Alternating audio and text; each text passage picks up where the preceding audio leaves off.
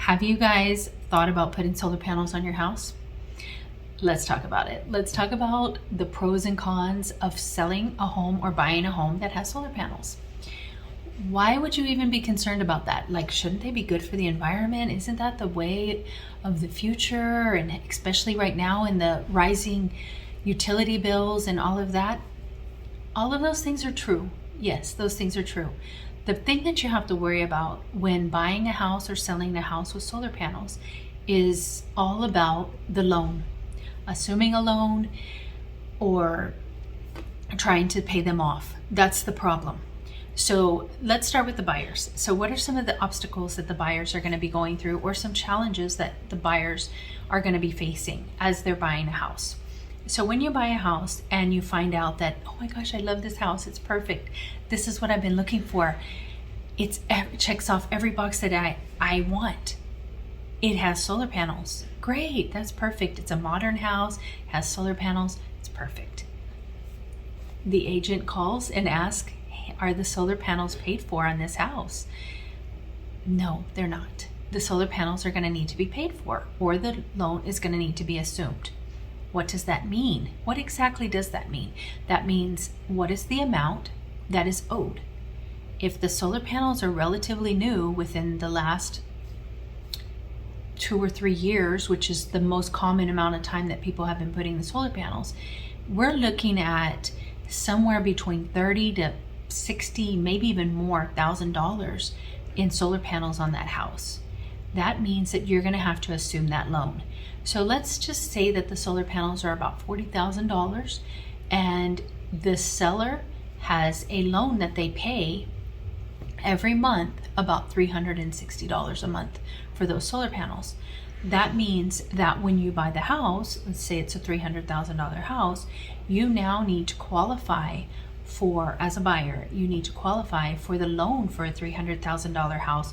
Plus, you need to have enough room in your debt to income ratio to be able to qualify to add that $360 payment for those solar panels onto your debt to income ratio to be able to still qualify to buy that house for $300,000 and assume that loan. Now, that's the good part. Like, let's just say that all of that stuff works, right? Now, in the other case that maybe you do all of those things pass and you're able to do all of that. Now you have to go through the process through the loan company, through whoever your mortgage is going to be with. You go through that whole process, and you also have to do the process with assuming of that loan. So you have to qualify with that company. So you're going to be going through 2 loan companies at the same time. And the process is about the same amount of time. So to qualify for a loan and going through the whole loan process for your mortgage is going to take you about 30 days. To go through the same process to assume a loan on a solar panels is going to be somewhere between like 3 or 4 weeks. Same amount of time.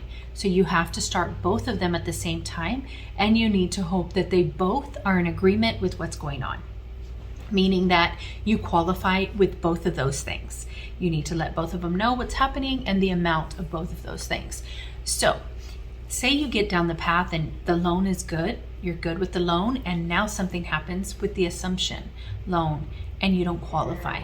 For whatever reason, there's some reason why you don't qualify for that. Now, you may or may not have signed in your contract that you are going to find a way to pay for those solar panels one way or another. And that just because you don't qualify now for to pay for those solar panels, it doesn't get you off the hook completely. You still have to find some other way. Now you're going to have to find another loan. You're going to maybe have to find somebody who can give you the money to pay for those solar panels. You have to figure out something. So it's not a free and clear. It doesn't get you out of the contract automatically, depending on how you signed the contract for that, because that's a completely different addendum into the contract on those solar panels. So it's tricky.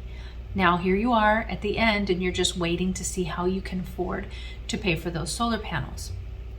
That is the gist of how it goes. So you can assume it or you cannot assume it. It depends on that loan you have to qualify.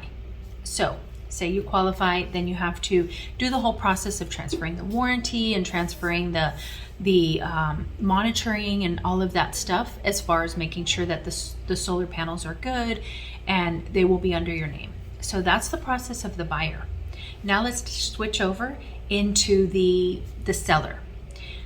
You're a seller, you want to sell your house, but you put these solar panels on your house in the last 3 years, and there's a lien on your house because of those solar panels. So you cannot sell the house without paying for, or somebody else assuming the loan on those solar panels, and you owe that money. So right now you need to figure out, how am I going to price my house? You need a good real estate agent that can give you a good comparables, CMAs on your house, so that way you price your house accurately, because it needs to come in right on the money. You cannot overprice your house, because you may have to do a little bit of wiggle room, and you don't want to underprice your house, because when the buyers come in looking at the house, knowing that they're going to have to assume that loan for whatever the amount is, they're thinking about that whole amount, and they're automatically adding that 40, 50, 60. I heard somebody paid $90,000 for these solar panels on top of the price that you're asking for your house. And when the appraisal comes in for your house, it will not increase the value of your house if they're not paid for. Even if they're paid for, it's not going to increase the value of the house dollar for dollar. It's going to be somewhere, if they even give you an increase in value. We're talking maybe. If they're paid for, they have to be paid for. And then you might get $5,000 to $8,000. So you cannot consider that as adding value to your house. Is it valuable to people? Yes. Just as a swimming pool is valuable to some people, a fourth bathroom is valuable to some people, a bigger backyard is valuable to some people, but does it come out dollar for dollar? No, it doesn't. It just makes it more appealing to some people, that they may like your house better. They may be even willing to pay a little bit more for it, but they're not willing to pay the full amount more for it when it comes down to it. So you need to be thinking about those things whenever you are putting the solar panels on your house. If I was a homeowner right now thinking about putting solar panels on my house, and believe me, we've had a lot of people coming knocking on our doors asking us to put solar panels. There's a lot of things you got to think about. Yes, the electric bills right now are crazy, and it's very appealing. But I don't know, am I going to want to live in my house for 10 plus years? Am I going to live in this house for 15 years and be able to absorb that cost of the solar panels into my home? I may or may not. You need to consider that. How much equity do you have in your house? Do you have the amount of equity in your house right now that you've lived there long enough that you can afford to do that? If you can, then great. Go ahead and do it. It will balance itself out in the electric bill and saving the environment and all of these things, if these things are important to you.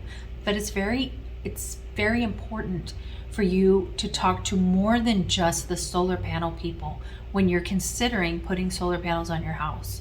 If you're thinking about selling it, or if you're, what if something happens and you need to sell it because you're in a job that transfers you out and doesn't guarantee you the payment of your house. If you're in a regular job where they don't do that kind of thing, or maybe you're going to want to just move because your kids are going to be living somewhere else, or your parents are living in another city and you need to move over there to help take care of them. There's all kinds of things that happen that you may unexpectedly need to move, and you need to be considering this when putting solar panels on your house. It also goes to say, I know this whole conversation is about solar panels, but let's just say it's a swimming pool. It's the same thing. A swimming pool is about the same cost as solar panels. The exact same thing happens with swimming pools if you get a loan for it. If you get a loan on your house and it's not a home equity loan, then this is an additional loan that is going onto your house that you don't have the space, the equity. Solar panels, you are allowed to purchase something that large, and it doesn't come out of the equity of your house. You don't need to have enough equity in your house to put the solar panels. So lots of people are buying fairly new houses and adding the solar panels and then finding out they've only lived in the house for a couple of years and now they need to move. Depending on when you bought the house is how much equity you're going to have in the house and whether it's going to be able to work or not for you. So these are just a lot of things that I want you guys to think about and to be really considering when you decide to put solar panels on your house, when you decide to buy a house that has solar panels on it. I would say the best part of having solar panels would be to buy a house that they're already paid for. That would be the perfect scenario of buying a house with solar panels. But they need to work. Make sure that they work. This isn't even a video about how to even take care of solar panels because I have no idea about that. I know about real estate, and that's why I'm here to help you trying to decide what you want to do about buying a house with solar panels or putting solar panels on a house that you already have. I am your real estate expert and I can help you in that area. If you have any more questions about this, I would love to talk to you. So you can send me a message either through my channel here or you can text me.